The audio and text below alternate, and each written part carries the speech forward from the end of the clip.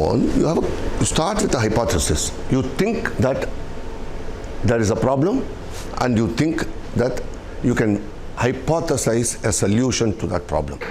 The most important issue to start with for any startup is to define that problem correctly. And once you define the problem correctly, the hypothesis need not be correct in the beginning. It's only hypothesis. So, but you start with one hypothesis and then you loop around. And then do an informal research. You talk to friends, you talk to companies, you do desk research and so many things. And then firm up what is called the preliminary concept of the product. You had an idea, you started with a hypothesis, you did some research, and you come with a preliminary. In this could be a loop, feedback loop. You may be doing it 3, 4, 5 times, depending upon where you started. Once that preliminary product concept seems realistic and achievable, then you go into developing a prototype and validate it. The validation, the prototype could be 1 piece, 2 piece. You can even do a sample item before that. And then from sample, you can go to actual prototype. Once you write that and validate it, I'm jumping a lot of steps. Once the validated concept means that you actually have a product which is not commercially producible in terms of scale, but otherwise the product meets every single objective that you set for the product to achieve. Then you write your product positioning statement. What is the product going to provide to the customers? What value? What problem is it going to solve? What value will it provide from a customer perspective? Till now, you were using customers, but you are focusing on your product. Obviously, the links are up and down always, but finally, when you write the product positioning statement, it is from their side. When you are able to present the product and say, this is what I do, the customer must instantly be able to identify with that and say, hey, I understand. This is the problem I have, but I never knew that. Or the problem I have, I know that I don't have a solution. So this, what you say, the positioning statement that you make, there's a value that I will deliver or the problem that I will solve or various things will actually help me. Why don't I look at it? That immediate reaction should round and round in making positioning statements. And then once you have a positioning statement, you know which customer, if I talk to, they will instantly agree. So that's the target market. Lots of things over there. In the target market, channels and so on, thing will come. From there, you go to launch. So very generic way of saying product concept to launch. Now, somewhere along the line, we are going to plug in this presentation. Every product, every marketing management theory will revolve around these basic 4 Ps. You must have heard about it, you must have read about it and everything, but I'm just bringing it in just to bring a relevance to the presentation. Product, price, place, and promotion. We are obviously going to be talking more and more about the place, which is the channel. And the 4 Ps and the product life cycle.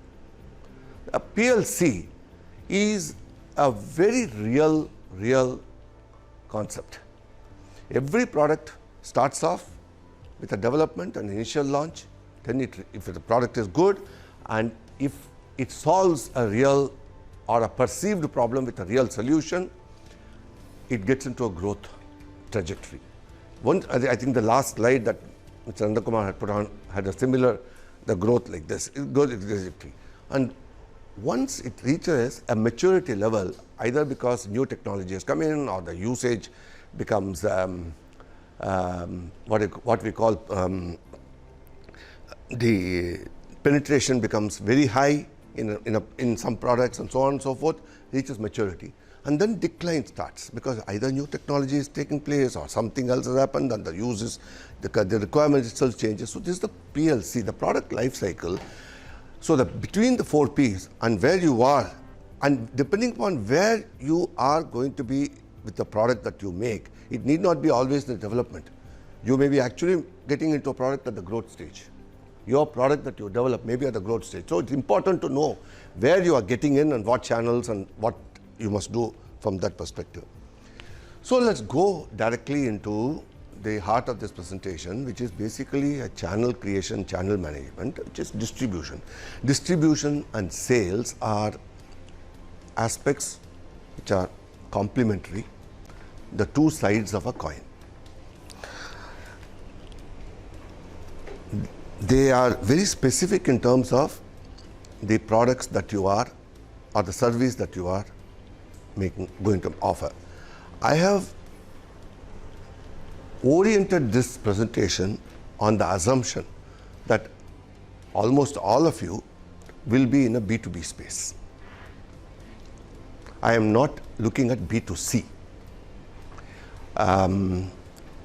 Because many of the startups that I have come across in IIT are operating in the B2B space. B2C is very different. There are one or two I have seen, but they're very different, and that takes a different ball game.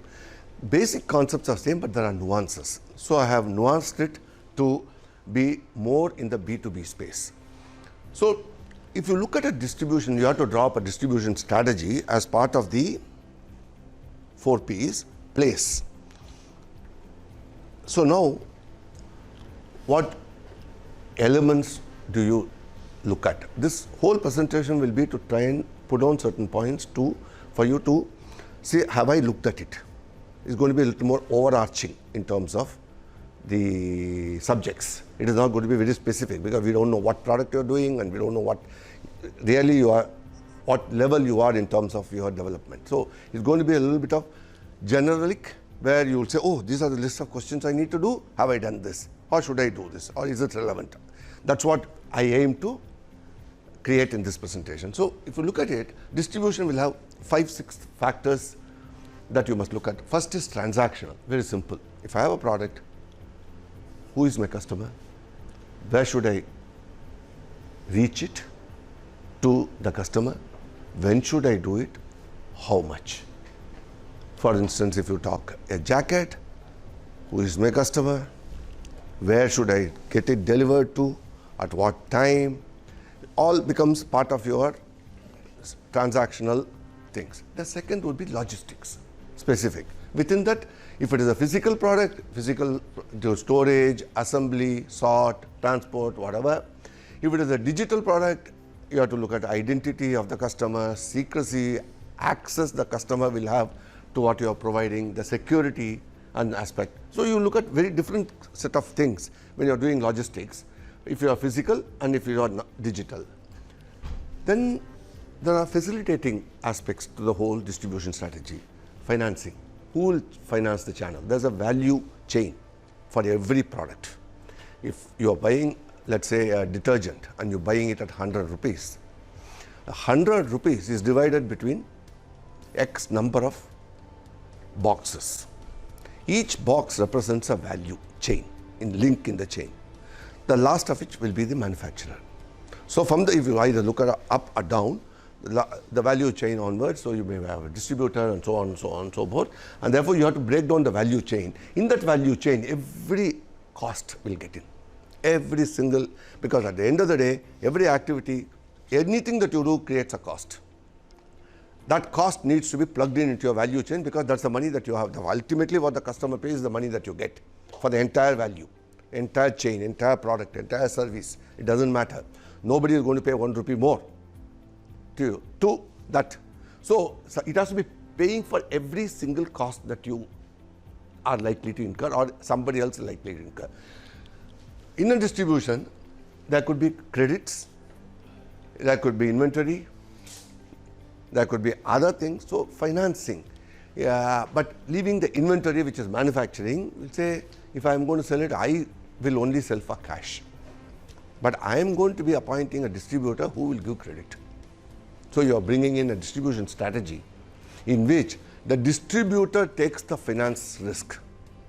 But he gets a margin for that, which he thinks is adequate and is willing to do that. Opposite, I will give you 60 days credit, government 90 days credit, whatever. At the end of the 90 days, you pay me. You take the risk. So financing, you can have a combination. So financing is one facilitation that has to happen in the strategy. Maintenance, if you have a product, if you have a drone or something like that, could have problems, you need to maintain it. So who will maintain? So again, in the whole chain, you need to decide that. Training, selling, periodic training to different people, so many things. The training you need to provide a training aspect to the whole thing. Service, normal service, not necessarily a maintenance service. So you can go on, I'm not adding everything. Then there are efficiencies in distribution. For instance, you might say that I will supply a box which is got everything assembled in it, or I will do a bulk and break, which is, for instance, oil is imported, comes in bulk. They will make it into 1 liter, 2 liters. Here, bulk and break. You could do anything near, if depending upon secrecy, depending upon other thing, you might be sourcing 2-3 components so that you can link it. You can then have an assembly place near where you are going to supply. That means you supply bulk, 100 numbers of 8 different products which are form of your in the subcomponents, and then assemble there. Bulk, not break, but assemble. Bulk and break, assemble, demos, various things. So there are several things in which you as a manufacturer need to decide on how you are going to be creating a channel in which of these are to be put in, who will do it, how will I do it, and so on and so forth. Encompassing all these things is the distribution strategy or the channel strategy. For an early stage startup, let's say if I want to acquire a client right now, and if I just calculate my distribution cost at this point, it goes very high. So for example, for my client, apart from the values I'm giving to him, he might see, okay, what cost I'm providing to the for the product. And now since at this stage my distribution cost is high because I'm as compared to when I'm going for a mass production, then he might look my product as a different view as compared to. This is a question that has really very difficult to answer. There are no answers. One of the things that we all saw why China became a manufacturing powerhouse in terms of every product, almost every product, electronic, non-electronic, this, that, and everything, was because early on, somewhere, the trade ministry decided on a different thing. So what they did was, they set up very large manufacturing capacity with state help, costed the product on the basis of 100% capacity. So they know what the cost is. Then they put a selling price either based on that cost or cost plus 10%, 20% for inefficiencies otherwise. That meant that they were able to offer globally any product irrespective of the original volumes that they were getting. So the pricing was based on assumed volume capacity utilization. This happened, we know that, I visited so many times people, that's how they price. So a government aided source distribution strategy or a pricing strategy helped China to become a manufacturing powerhouse. Why can't we do that with India? Why don't we do that? Big question. Nobody knows what to do. Nobody does it. Why can't the government do that? There, the system was different. There, I don't remember now, I think there are 10 or 12 provinces. Each provincial governor was given a budget for industrial development. When China came out of the Mao Zedong, all those things, Deng Xiaoping, at that, when Deng started that, he started this. He said, I'll give you allocation of money. You guys decide in your state. Agree on budgets, growth, industrialization, electricity consumption, this, that, and everything, because they're all factors which ultimately means what is the industrialization. We'll have a 5-year budgets and then annual clear budget. You exceed that, you get more money. You don't achieve that, I'll cut money. Simple. So what happened was every single province was competing to maximize their budgets. So I know people got tracts of land for pittance, saying that it's 25 years now, lease. Now you build your factory. For building a factory, I'll arrange the bank to give you a loan, get your machinery.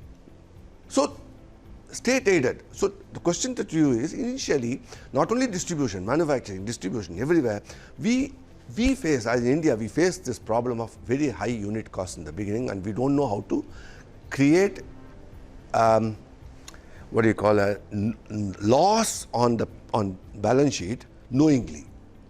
Because any funding agency like banks and everything also look at it and then say, no, that doesn't work. So we are facing a serious problem of Make in India situation in this perspective.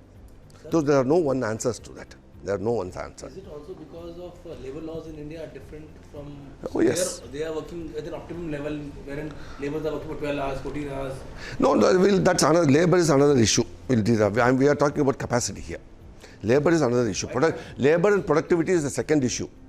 Why? What was the reason for we not being optimum in our capacity? We are not. As a country, we don't have a culture of discipline. You know, we are digressing, I'm sorry. At 12 o'clock is the lunch time. At 12 o'clock, the siren will come on. Every single fellow will exactly switch off the machine. Start walking out, go out, the entire factory will be switched off. No lights. Our last fellow comes out, the gate will be closed. If they have a 45 minutes lunchtime, they'll all sit outside. Whatever they bring, they eat, or canteen, or whatever it is. 12:45, the siren will start. Everybody will troop in. The factory lights will be switched on. Go there, machine will be switched on. From that instant, they will do it. It's a discipline. You don't get it. I have also run factories. You don't get it. Very difficult. We have a cultural problem of discipline here. So I'm not criticizing, but that's also a strength in some ways, and a weakness in some ways. The answers are not there. The answer is in not following a China model, but you guys have a startup as an advantage of getting funding from angel investors, or you're going to first level A1, A, B, Series A. That money has to be used. So I'm seeing a lot of I'm part of an angel funding group, and people come and say, first year loss, second year loss, third year break even. They show how? By doing this. So you have to absorb a loss. And you need to have the right product and the right funding mix for that, which is developing here, which is a startup culture is developing here with an angel funding, Series A, or second level of angel funding, and so on and so forth. A lot of people are willing to give money to the startups, and hoping that they will make it big if they go to Series B, Series C, or even public. But otherwise, write off. That's happening here. So one answer is to be able to find a good angel funding if you are at that level, or Series A if you have gone beyond that level. One thing. If you go to commercial side, you will never be able to answer the question that you have. And the costs are high. You are getting the first order where you can probably break even on 1,000 pieces. How do you do that? Good. There are no real answers to that. You will have to play by the whole thing. Okay, so now I talked about positioning. Now let's look at just one example again. Right? See, when you put distribution at a positioning, you might have gone to other people talking about positioning, product positioning. I said business has to be, a positioning statement has to be given on the business, on what value they are going to put to customers and so on. But has distribution as a value in a positioning statement, do companies have? I thought product would be the right, correct, and the most important positioning that I will do. No. I'll go back. Amazon in 2001, their positioning statement was this actually. For the World Wide Web users who enjoy books, Amazon.com is a retail bookseller that provides instant access of blah, blah, blah, blah. And then he said convenience, low prices, comprehensive selection. The focus was on providing instant access, which is instant access is distribution. So it's a question of what business you are in, how you have defined your value state proposition, and therefore what you want to do. And distribution can be the key positioning statement of your value proposition. As compared to that, around the same time, HP, which is also in technology, said possibilities for technology to have meaningful impact on people, businesses, governments, and society. Very general. nothing to do with distribution. So you can have at the one extreme a very generic statement on value proposition to your customer, or you can put distribution right in the middle as the number one key benefit of. So if you're talking about channels, and I'm focusing, as I said, on this, it is not that distribution is not something which is down the line, product is the first one. No, he thought, Jeff Bezos thought of instant access as the first and the most important value proposition that he was going to offer. That means he was focusing on distribution. Subsequently, today, different people can make different things. They have even same thing, delivery, same day delivery, one day delivery. That has become their most important thing, apart from the white selection, one day delivery. So he is using distribution as a position. I just said that when you are creating a value proposition, if you are looking at channels, it is also very important that in some businesses you can focus purely on distribution as a value proposition to derive the value of the business. Okay, now we talked about what the strategy is. Let's leave the diversion on the positioning. Channels. You can have a zero channel, zero level, or a multi-level. Zero level means direct from company to retailer or to the customer. You can have a direct internet, catalog, sales team, each of them reaching the consumer, but only one agency in between, direct to customer. You can use the internet to do that, you can do the catalogs to do that, you can do a sales team to do it, but they go and meet the end users. Or you have a multi-level, which is 2 or more levels, and there are very many types of people there. You have a wholesaler distributor in many consumer products. You have a value-added reseller in many of the technological products, as well as in high-end machinery and so on and so forth. You have consultants, we talked about that, who are in between.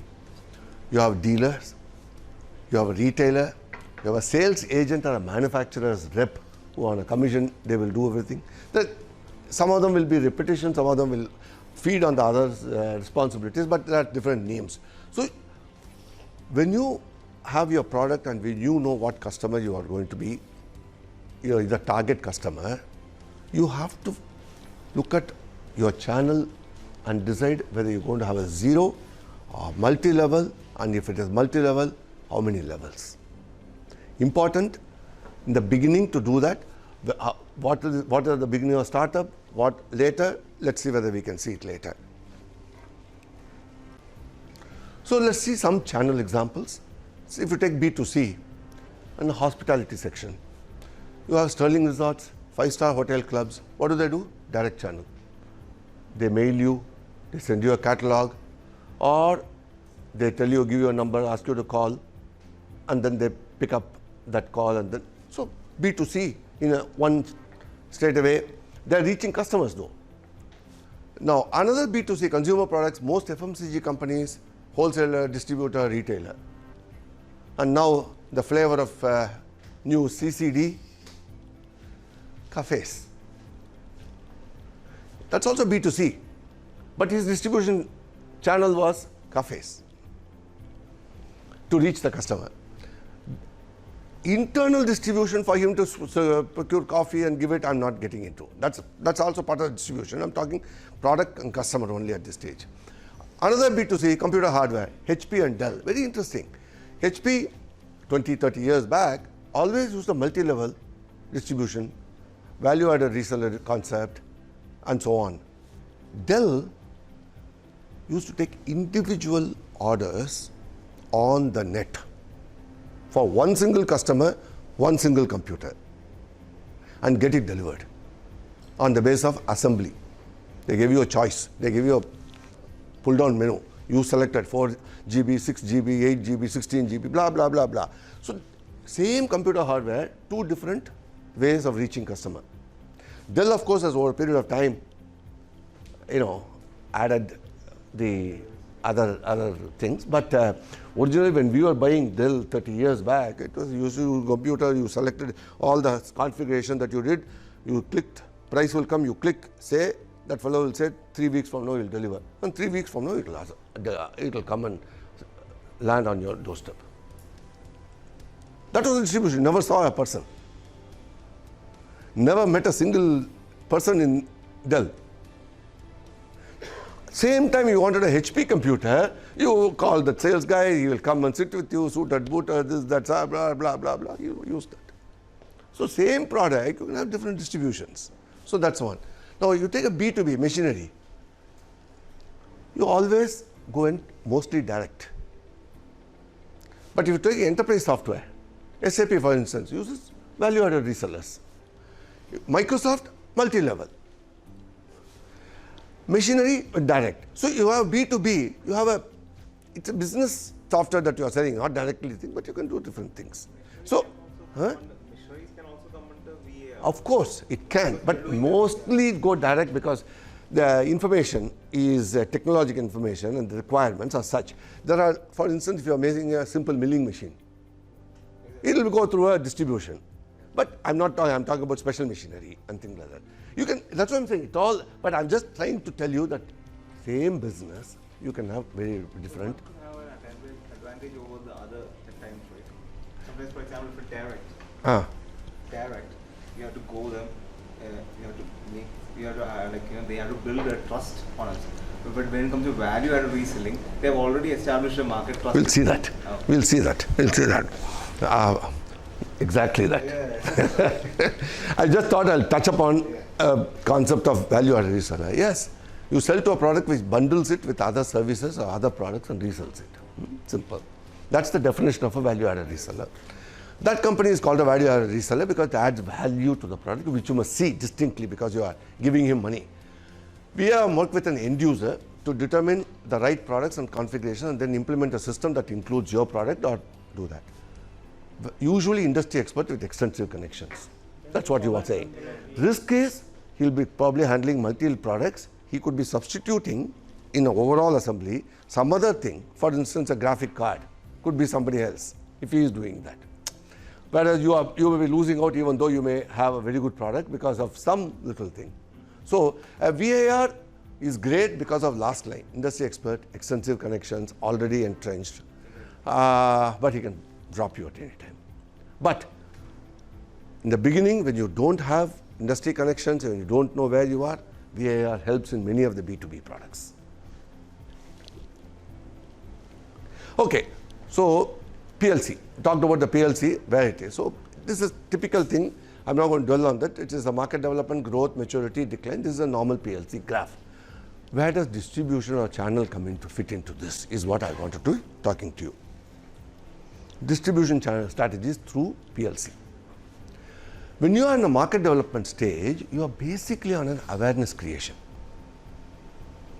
You have a product which either guy does not know the pain of not having it or knows the pain and has never been provided a solution to it. You know what is the definition of innovation? One definition of innovation. There are probably thousands. You know a definition of innovation? Innovation is knowing what you can supply when a buyer does not know that he wants it.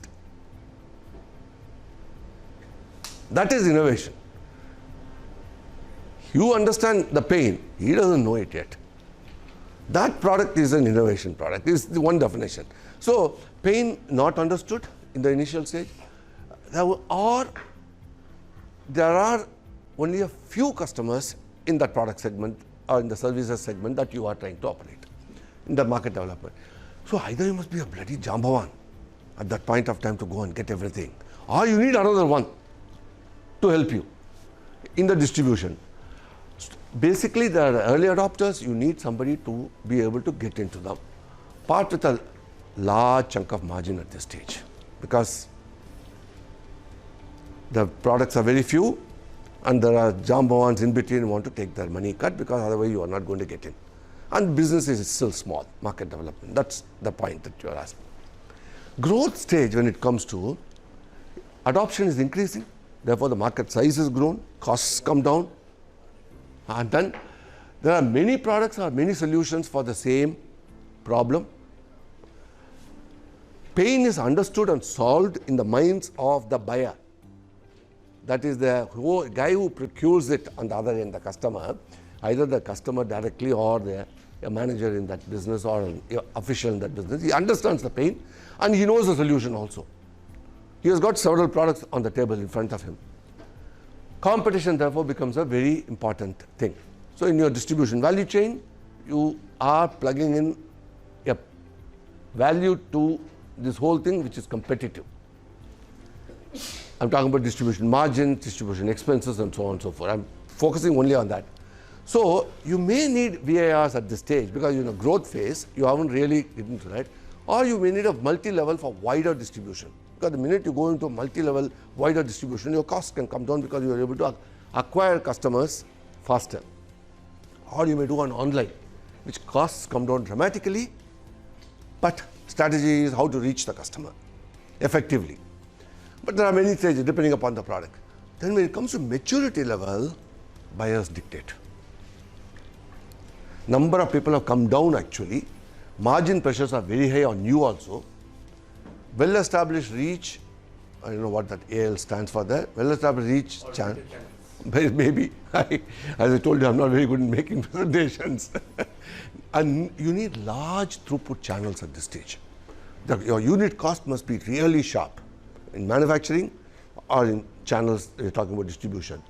For instance, soap, Unilever, they give 5% to the first level distributor. What do you do with 5%? He makes money like hell because the throughputs are very high. Today's is little less, but I used to know in my days, when I'm talking about 1980s, I was in consumer products right through. FMCG, but both soft as well as durables. Durables much more than soft. But when I was in the soft FMCG product, the Unilever, called Hindustan Lever, the guys will get a phone call. The lorry is on its way, or the lorry is about to leave, and this guy's checkbook will be there. They are presenting the check. You have enough money in your bank to cover the check. So this fellow will put enough money or keep it. So then only the lorry will leave. 1.5 days later, he will know exactly, therefore, when the lorry will leave. He will inform all his customers, distributor. Guys will come and stand in a queue. I'm not joking, I've seen the queue. From the lorry, that fellow will allocate so much and give it to them. Bill there, they'll take the cash and they'll go away. It will never enter his warehouse. What is the cost? Very large throughput, very low cost. Obviously, you can manage in 5%. And so on. So, in maturity level, your cost sharpness in doing the business has to be very high. Many of you, not at this stage. You will be in the first two level. Decline, a lot of people are exited because they find that they're making losses because they're not able to keep up with the cost or anything. So fewer but very well entrenched competition. Price almost the only factor. Therefore, very efficient low margin network or a very capable VAR. So your distribution must therefore be focusing upon where your product is at the stage of PLC and therefore create the right kind of channel. That is the purpose of putting this down. I think you asked the questions well. So as you move through PLC, you need to be very aware of the channel management. You're creating a channel. The channel partners may change. If you're especially VAR, he may drop you. And suddenly your business goes. So in the channel, whereas you are a multi-level, it may not be so true. One distributor drops, you can still manage for a month. So change in partners, how you choose to sell, the change is an important issue. Channel conflict, you're doing multi-channel, the other one starts. Different customers, different channels will go and knock on the same customer door. And you will get into, sorry, a minute. Balaji, I'm in the meeting at IIT, I'll call you later. So, you will have a channel conflict. Not necessarily pricing, I'll come to later. You will have guys coming and sitting in front of you and saying, hey, he's not supposed to go there. It's gone there. My business is gone. So, as you move through this PLC and you're on a maturity stage, you will get into channel conflict. For instance, the Prestige that I represented, sold, as they held MD for a long time, we had huge channel conflicts. After the Big Bazaars types came in. Even before. Price will be cut by wholesaler. That was the original one. Later on, you used to have channel conflict. That was a price conflict. Wholesaler in one town selling to a retailer in another town which is not his area is a price conflict. Big Bazaar selling at a price which is much lower than the general trade is a channel conflict. Even though it's all based on price, so channel conflict will come. Pricing conflict, same, different pricing for the same product. As you go into maturity, you will face channel performance. The channel that you are choosing may be dropping in customer preferences. Suddenly, you are putting all your money in that, and then suddenly you're saying that you're not getting sales because the channel itself is being replaced by, let's say, online takes over. You are a traditional thing. You will not get it. So, several things. So, constant performance tracking and communication is vital right through when you do PLC. So, let us now look at the steps to create a channel. So, if the general concepts are understood, what do you do to create a channel for a product? The 1, 2, 3, the ABC. So, you start with your distribution goals. What is the distribution goal? You have to determine a potential market size. That's a topic by itself. How do you develop a potential market size for startups is an art by itself. Because you just don't know in many cases who the customer is or what is the use that your product can, what level it can do. But you have to do it. You have to either do research or talk to people, or in many ways you have to find, put it down on paper and saying, this is what I want to do, these are the list of people who I want to do, this is what is the thing they are doing, this is a competitive product they are using now. There's a step. You have to do an assumption, you have to do a thing and establish a potential market size. That depends upon whether you have a Me Too product, or you have enhanced features on your product, or you have a disruptive product. Depending upon each of these, your market size estimation methodology will differ and the things will differ. You understand existing competitors, you understand existing ways, you talk to channels, very many ways. But you have to start with a distribution goal of what do I want to achieve? What's my potential market and what's the market size I want to achieve? Then determine channel architecture. What is the architecture that you want is the next thing in your creation. Distributor comes from distributor goals, 0 multiple level partner that we talked about. You have to make a judgment. Then you go to channel plan. Once you have decided that I'm going to have 0 or 1 or 2 levels and so on, you make a channel plan. Sorry, somebody asking something? No. Okay. You then, based on this architecture, you select partners.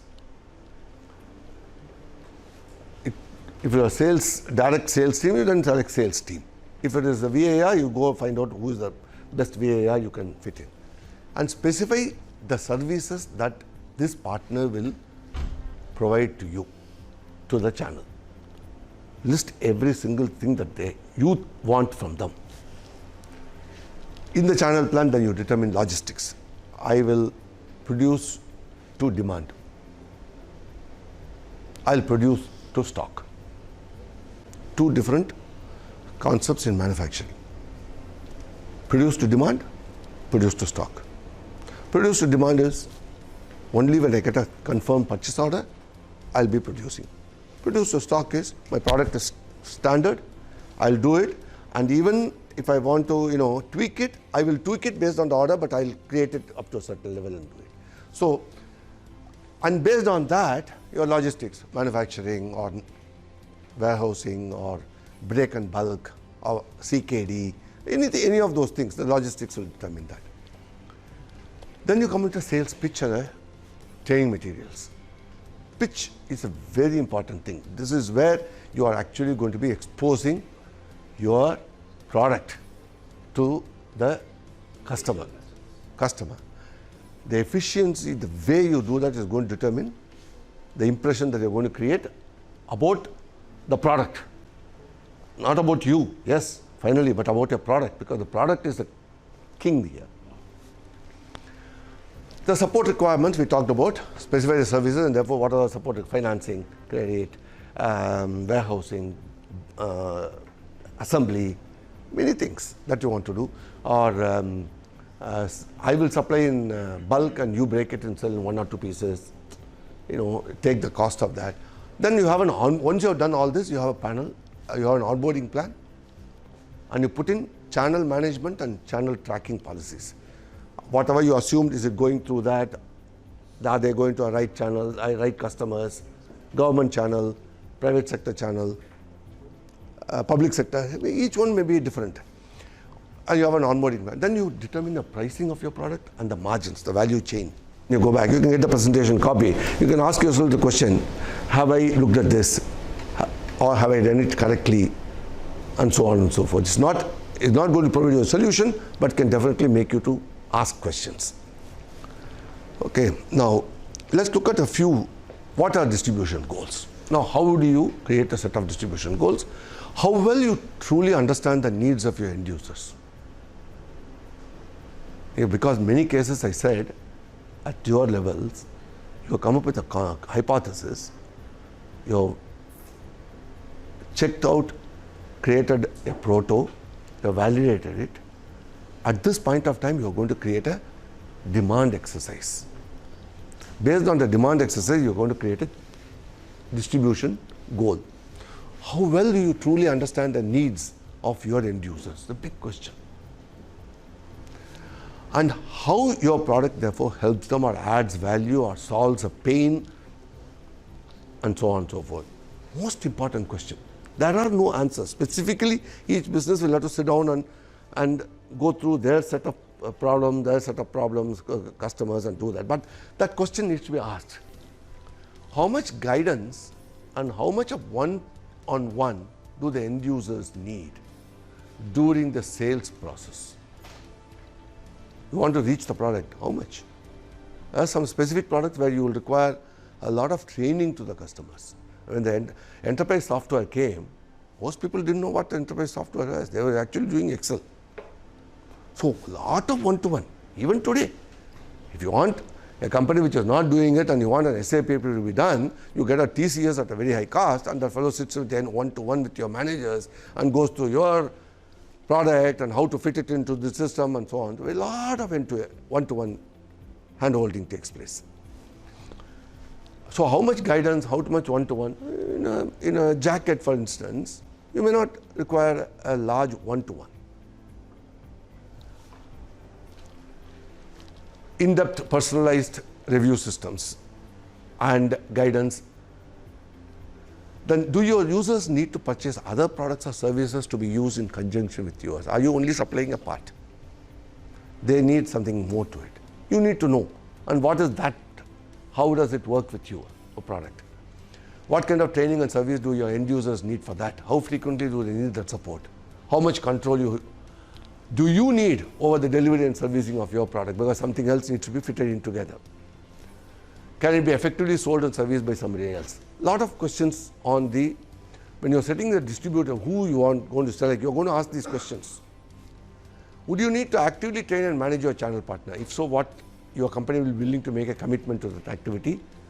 Or is it something where you will get a third party to do it? Are there inventory and product distribution issues to worry about? Is the best scenario who would carry the inventory? Who will finance the entire value chain? In setting up the distribution goals, you ask these questions. Now you go to architecture. Next is, after the channel goals, you set up an architecture. So what kind of customers does a company need to have? Large number of small individual customers, or a very small number of very large customers, or just one, in most cases, government. There's one, in most cases, is the government, or it could be our space program. It will be a single, could be government, but quasi-government, and so on and so forth. So what kind of customer? What kind of skills and experience will the company need to have to sell this product? You are asking these questions. What kind of geographical territory does the company need to serve for this? Do you have any quantitative criteria, size of the company, number of sales, number of customers, or the number of years they have been in business? Because if it is a large user but geographically spread, that question will come. How do you service them? How do you sell to them? And so on and so forth. What kind of, do you start from somewhere in Trivandrum and go all the way to Guwahati, your product? Your value chain will create a 10% extra transportation cost. You may have no choice, but how do I then handle it? Or if you are in digital, the cost is marginal, doesn't matter where. Therefore, how do I fit it in? On what basis, therefore, my architecture is going to be done. And what's your value proposition? I told you what a value proposition is. Value proposition is simple. What is the value my business, my product will provide? Simple, one line. So what is that value proposition? Therefore, brand strategy, and therefore how you can make sure this company upholds these tenets in your channel. How will they do that? So you asked, many of them are interlinked. Obviously they are interlinked, but this is a question that you asked for architecture. For instance, the channel architecture, consumer goods could be direct, or it could be 1 or 2 or 3 multi-level. In business, again direct, basically 1 or 2 in between. If it is services, either direct or just one person in between. Just a way of saying that this is how the architectures work. Some key points to consider when you're doing the architecture. Fewer channel partners, margins are better controlled. Conflicts are less. Fewer channel partners you have, the less training and management of them that you need to do. Think about the ways to reach the largest market in the fewest possible steps.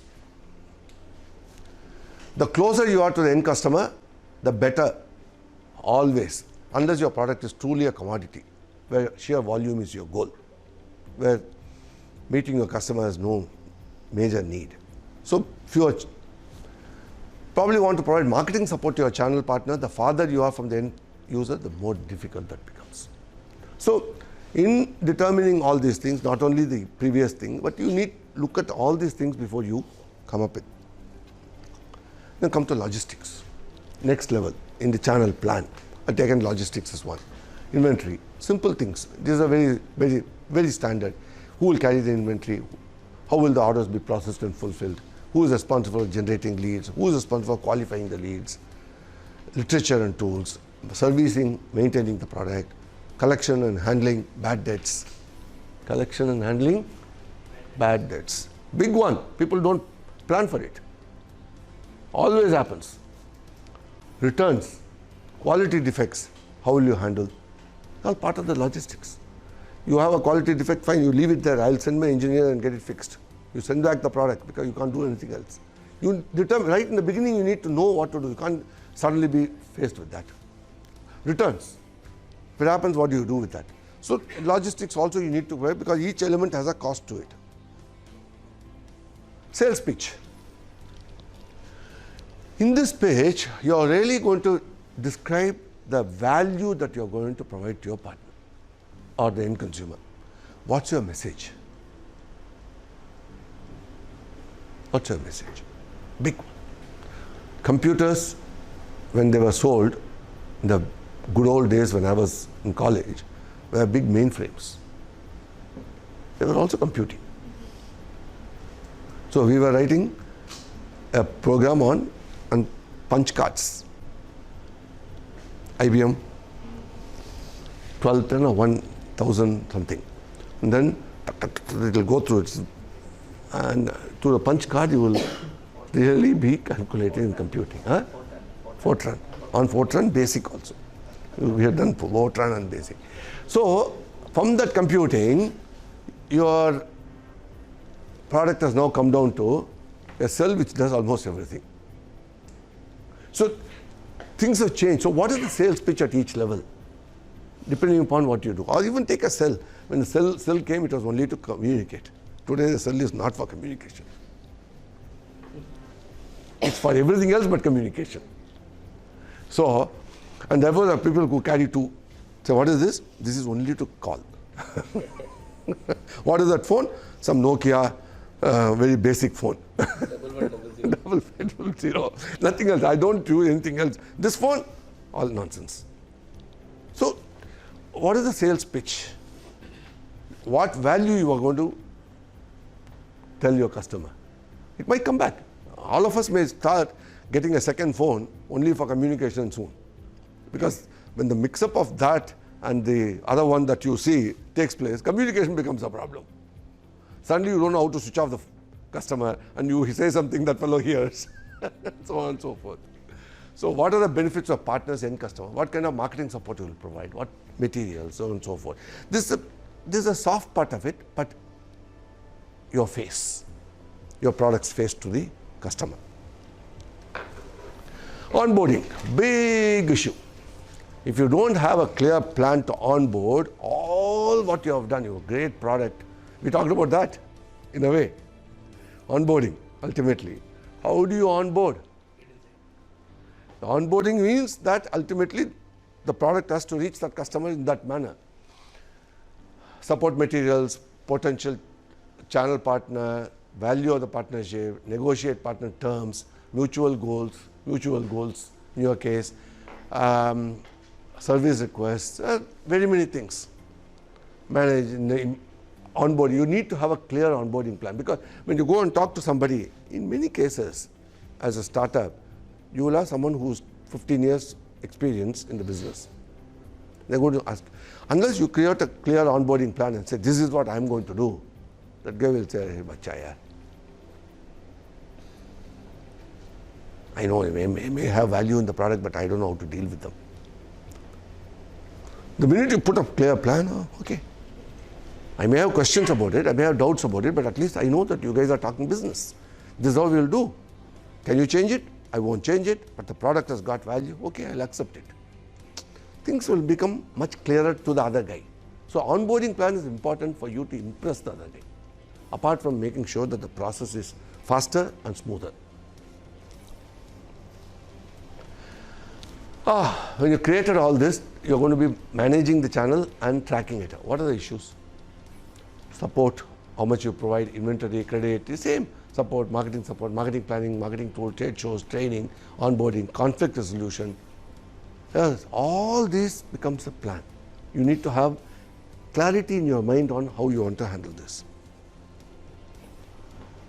We talked about this. Selling, I just put specifically, now that you've created a plan, one or two small nuggets. Large institutions. Some products are likely to have more demand only from large institutions. Government, public sector, army canteen stores, so on. Distribution mostly direct with multiple location delivery needs. Usually tenders or reverse auction. All of you are familiar with reverse auction? You put the value in. No one may. Are you anybody who is not familiar with reverse auction? Okay. Tenders? Yes. Yeah. Okay. Tender is, this is the product I want, you quote. Same thing in reverse auction, but with a slightly different methodology. In tenders, you normally get sealed covers. You, at 12 o'clock on that day, you have the representatives, you open it, you look at it, L1, L2, and you say this. Reverse auction, same thing, RFR and RFQ, and then you set up a method, and then you have qualified the suppliers because your requirements are clear, that RFR is done, RFQ is done. Then you don't have them face to face. Maybe they're all calling you from different lines, different places. Then you start off by saying, okay, I have a price of 42 rupees, let's say. Somebody will say 41, somebody will say 40. It come down.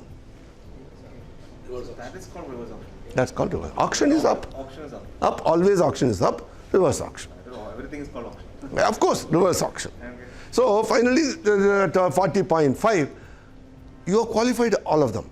That's the most important point. You have looked at an RF, they have looked at your RFR. They have given their information. You have visited them. You have seen them. You have talked to them. You have talked to the customers. So RFQ is very, very key in this. Very, very key. What is RFR and RFQ? A request for information, or 5 hours, and request for quote. Quote. And so reverse auction bid, ultimately L1 is the basis in most of these large institutions. Very rarely they will go other than L1. L1 is the lowest price. Usually you employ a consultant because you don't know the ways in doing all these things. Service, credit and insurance directly devolves on the seller. They will say, this is it, you deliver everything. You put it in your cost, I don't care. But you have to do the service, you have to do this credit, you have to do this insurance, you have to do this, everything, it devolves on you. Needs a significant margin to compensate the people involved in the chain, consultant and everything. But the greatest thing is once the product and supply terms are accepted, steady, long term, you can sit back, you have somebody else to run the business, you supervise and you develop other things.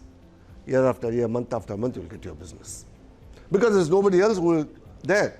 Because you have to go through a process, RFQ, L1, blah, blah, reverse auction. Normally they won't do it. It'll go on. Government business, many of the government businesses or large, even private sectors, we used to do reverse auction for many things which are not specific. Cartons, for instance. Pens, chota, cartons. When we do 20 million packages in a year, and then the 20 million packages go into usually 4 in 1, so 5 million bigger boxes. You are really talking about 25 million boxes. When you are doing 25 million boxes and in 6 locations of manufacturing where bulk is there, therefore you need to, you do a reverse auction, determine that, because you need to be damn sure that the product is right. But beyond that, the minute the sale takes place and is taken home, so the value has become 0. So you need only to provide that much value to the customer, and it should be nearer to the manufacturing location because you have 6 all over. So reverse, like that, several things we did, generic things, packaging and all those. We have done a lot of reverse auction and reduced a lot of cost. But even in private sector, you can do reverse auctions in many things and look at it. So if you are looking at large institutions, be aware that you may be asked to participate in reverse auction. Then you must know very clearly what your costs are. How much can I go down to? How do I manage it? Your question. And if you don't, in this reverse auction, you could exit in the first round. And that's another thing. Many of them will say, okay, this is round 1. 8 people are there. At the end of 15 minutes, it's set to time. At the end of 15 minutes, the last L1, L2 and L3 will move to the next round. 5 are dropped. It will be the rules. You agree. So how quickly you do that? Various things are there. This usually happens where there is a good amount of competition with your product, right? When there is a good amount of competition. That's what I said. Generic products where Products which don't have very stringent requirements. the products which can be repeated by many people and so on and so forth. Specific products, no chance. Otherwise, level 1 is lowest price. Otherwise, tenders. You are talking about level 1, L1. Large institution, they go by tender. So the time matters there. Like if let's say government puts out a tender. If I say I will do in 1 crore, but I will take 3 years. If someone comes in and say Not really. 2 crores, The tender conditions you have to meet. Tenders are very clear. Tender conditions are, normally tenders are written by the guy who wants to take the order. I'm not joking. That's why the consultant is required. They put 1 or 2 words there which disqualifies everybody else. Some little technical requirement, some little one feature, that you need to know the entire universe of that area, and based on that you put that. Then you will say only one fellow will do quoting. Or when I open, only one fellow will be qualified as per the tender terms. So L or no L, one is that Price, whatever is there, you have to take it. This is usual. This is not abnormal. In general, time will be less important compared to lower price. Slightly higher time is okay. That depends on tender terms, I said. The tender terms will be very clear. Supply has to start within 60 days of awarding the tender. Will be a tender terms. You will have to agree to that. Tamil Nadu government gave millions of products to end users. They had tenders. They used the tender for 4 or 5 years. They developed and gave a lot of products to everybody. Guys had to meet that. And one guy who brought a product, I'm not joking, this is the thing. One guy who brought a product, fans. He brought it from China. He brought, I don't know, 10 lakh pieces, something like that. After coming here, the quality check will be done in the lab, and then the guy, product got rejected based on some varnish levels. Over. He just, over. Of this thing. Over, gone. That's it. Actually, he died. He had to ship it back to China. The China fellow said no. So he couldn't ship it back. So he kept it here. Where do you keep? Warehouse. Warehousing cost. He didn't do anything. He finally contacted other manufacturers. They said fine, but there's a government name printed on it, so I can't sell with that. So no, that has to be removed. So he says, I'll remove that. The product was otherwise good product. And therefore, incurred that cost, did everything, sold it at some low price, exited with huge losses. Government problems are there in large agencies. Advantages are also there. Other side of the same business, people have made money like anything. So, but I say this because many of you may have a large institutional customers, government or somebody else. You need to therefore deal with it in a very different way. One other way of reaching a customer is franchising, which I have not covered.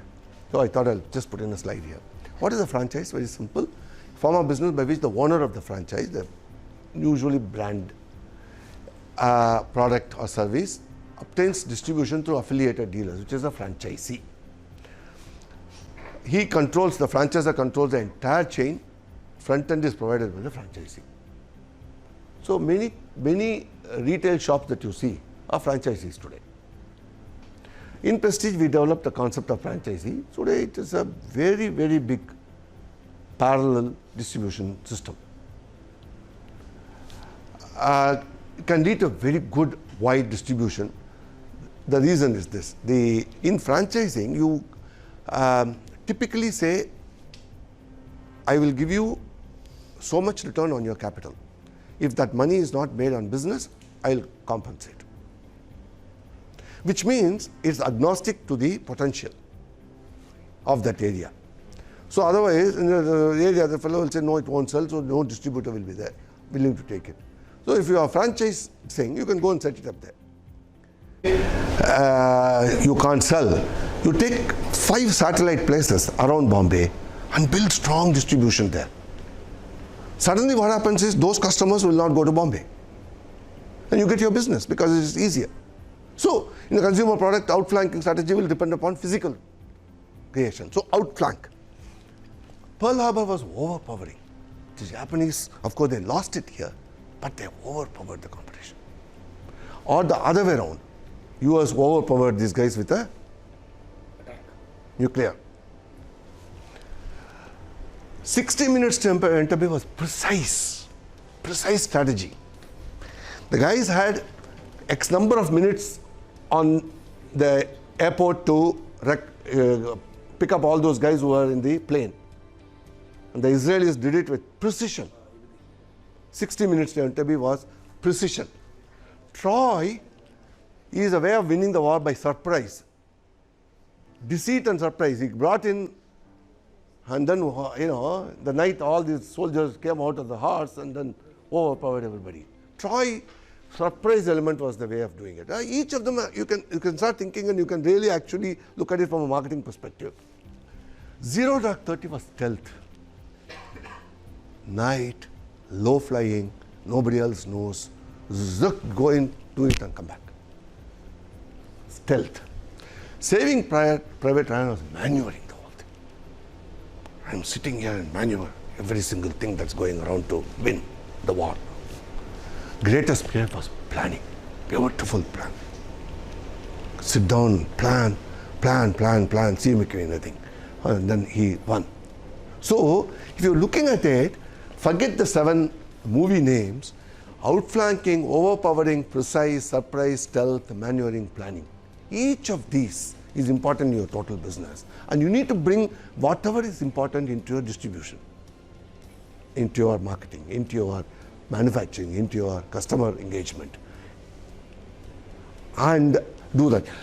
These are the marketing warfare consists of. I can add more. I've just chosen 7 things. And I think this is something which all of you must build in your businesses. Which is the right strategy for me?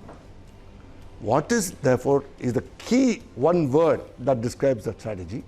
How do I, therefore, strengthen that strategy that I think is a winner, to the exception of being the only person who can do it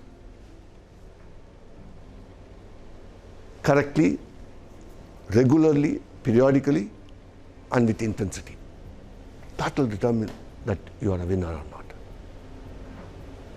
So, I like to end this presentation. I'll take questions, but I like to end the presentation by saying you are actually in war, whether you are talking about distribution or sales or marketing or this, that, everything, and determine that. Remember that you are in a war and you have to win. You need a strategy, you need to be precise, you need to have one word, you have to back it up with the right elements of strategy and go after it. Okay? Thank you. And research it. You go into books or on the net and things like that. I myself was not fully aware when I was doing this research. With 42 years of marketing, I didn't know the SKIP sales process there, SNAP sales process there. It's an acronym. But interesting to know. Some of them may fit some of these warfares that I'm talking about. So there's a traditional, there's a SKIP, there's a SNAP, and this and that and so on. I thought I will bring it and I forgot to bring it. I'll give it to them so that you can also access that. I'll give that along with this. You read that because that gives 10 different sales processes. And that's good to know. Good to read that as a background material. And I think that gives you a lot more about the sales methodologies than a presentation, because each is specific.